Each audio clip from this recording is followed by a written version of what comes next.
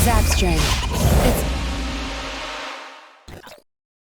Hey you beautiful big kids, your boy Vitrium, and welcome back to some more Wuthering Waves. So in today's video we're just going to go over how to get two of the Phantom Echoes, which is the Questless Knight and the Vitrium Dancer. So I'm just going to straight up tell you how to get them first, and I'm going to give you a quick summary of the story that's attached to how to get that said echo. So for people who just want to know how to get it, there you go. And for people who want to know the the story aspects without having to actually read the story or really look at it, I'll give you that as well. So let's just hop on into it.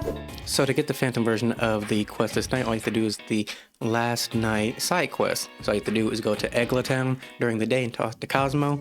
In doing so, will activate the quest.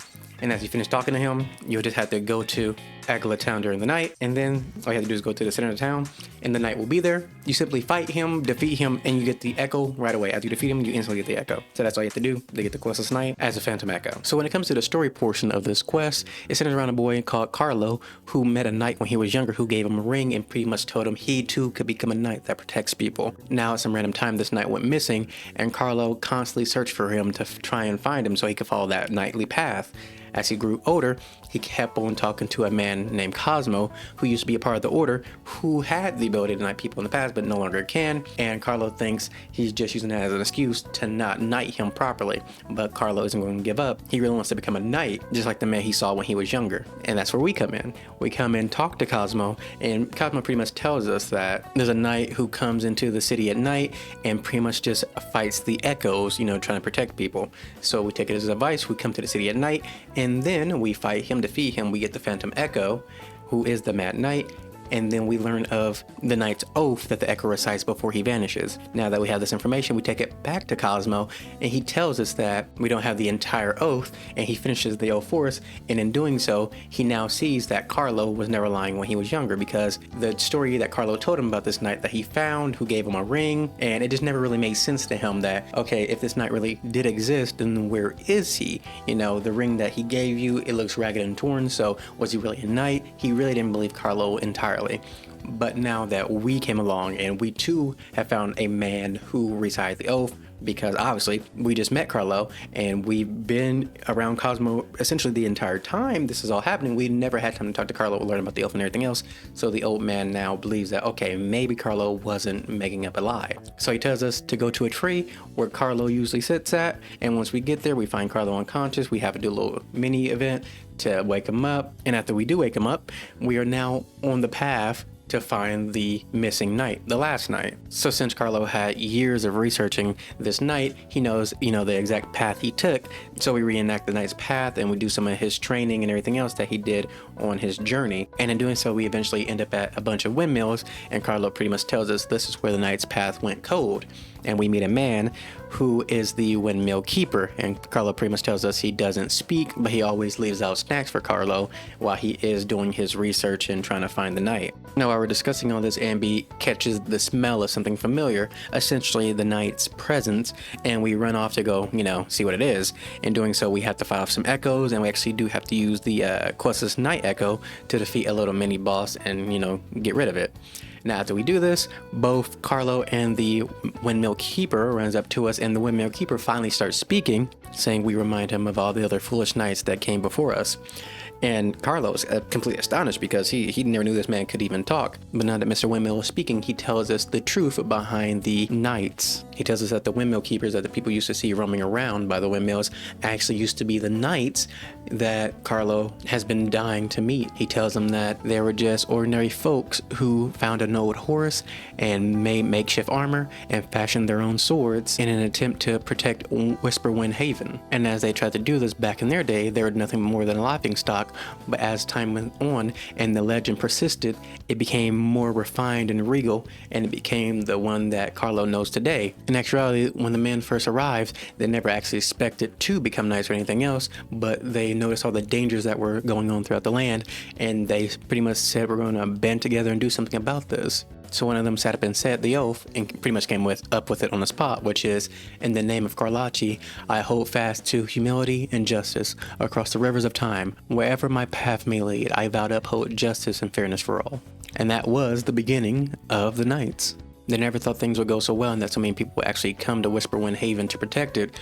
but they had the resolve and they had the guts to make one of the best lies ever, which was the Knights of Karlachi and the oath and everything else, to really push the narrative of this grand adventure in Whisperwind Haven. And in doing so, more people came to protect it, and that's how we ended up with the way things are today. Now, seemingly Carlo couldn't handle this truth and he runs off. Now, once Carlo has run away, we stick around with the knight and we continue to talk to him about, everything that's been going on. And he explains to us that, it was never any malicious intent or anything behind it. They just simply wanted to protect, the people of this land. And in doing so, and constantly spreading that lore or tale of that knight, he said the knight that we ended up fighting obviously was a tacit discord, but it probably took up the frequencies of the lore and everything else, becoming a knight to actually protect the people. He would fight echoes and would only draw his sword at people, thinking it was nothing more than a duel to test their skill. And at the end of it all, Ambi believes that he deserves a title, so we give him one, which is the Whisperwind Knight. And before everything comes to a close, we head back to the town to see Carlo being bullied by two boys who are about to be knighted, and instead of seemingly being down, he stands on what he's been after all his life in his dreams, and he recites the oath yet again and telling them that he challenges them to a duel. And that's pretty much the end of this story, but the last thing we find out is that the supposedly made up word that, is at the beginning of the oath simply stands for courage. But yeah, that's a summary of the last night. Now let's move over to the one for the Vitrium Dancer. Now for the Phantom version of the Vitrium Dancer, all you have to do is the Hymn of the Sea of Clouds, Storm, which is the second part of a exploration quest line, which is the Hymn of the Sea of Clouds, Rainbows. So you have to do Rainbow first, then you can do Storm. Then after you finish Storm, then you have the Vitrium Dancer in its Phantom variant, which looks really nice. So when it comes to the story portion of these two quests, it really has a lot to deal with religion and belief, simply because it goes back and forth between Lenore, who is a faithful believer in the Sentinel, and us, who is the outside perspective, who believes that even though the Sentinel gave, rinascita this land to work with and everything else, and it protected them, it was mankind who put in the hard work and effort to make all of these things actually work out in their favor. So we meet Lenore, who is a part of the Order, who works in the Minor Forbidden Archive, which all she does is she archives forbidden ideology, books, and texts, and she just wanted to get some ancient music that correlated with the carnival, and we came along to help her. Now, the Rainbow part of the quest has us going through collecting set music and learning about the past and how the humans actually did have to toil the land to, make the soil fertile. They had to fight off the tacit discords and everything else all by themselves. And Lenore thought it was blasphemous because it was all thanks to the Sentinel that they were able to do all these things. But from our perspective, we took into account that these people had to work hard on the land and actually fight the tacit discords. It wasn't like the Sentinel just made everything happen instantaneously. But Lenore couldn't exactly accept this. Now, after we get the first three parts of the Ancient Symphony, that's when the Storm portion of the quest begins, because after we play all three parts, it actually opens up the Storm part. Now, at this point, Lenore believes she cannot continue the quest with us because the part in which we have to go through is only for the most devout followers of the Order, which she does not believe herself to be, so we take it upon ourselves to just go in and take care of it. Now, in doing so, we get teleported to another world, and again, we, fly around, we fight echoes and everything else, and at the end of it, we find a Vitrium Dancer.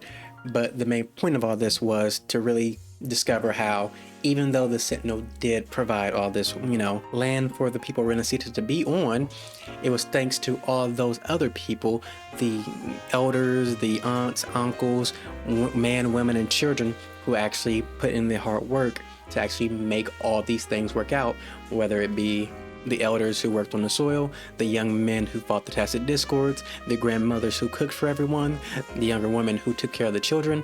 All those people are just as important as the Sentinel because they are the ones who are on the ground actually doing the work to make Rinascita thrive. But at the end of the day, Lenore still thinks it's blasphemous, and at the same time, we are still questioning everything that's going on because Lenore even tells us that the current version of the rules that, she herself constantly recites is actually made by the current leader of the Order, that old man whose name escapes me right now. But that draws into the question that since he's the one who essentially refined the old, rules to the ones they are now, and that no one knows what the original rules were, are you truly following the Sentinel's will at all? Since, at this point, you're just seemingly following a man who's telling you everything. But yeah, that is pretty much the story part of the Hymn of the Sea of Clouds, Storm, and Rainbow. So I hope you enjoyed the video. Like, comment, subscribe, all that good stuff. I will see you in the next one with whatever form that may take. I love you guys, and bye-bye.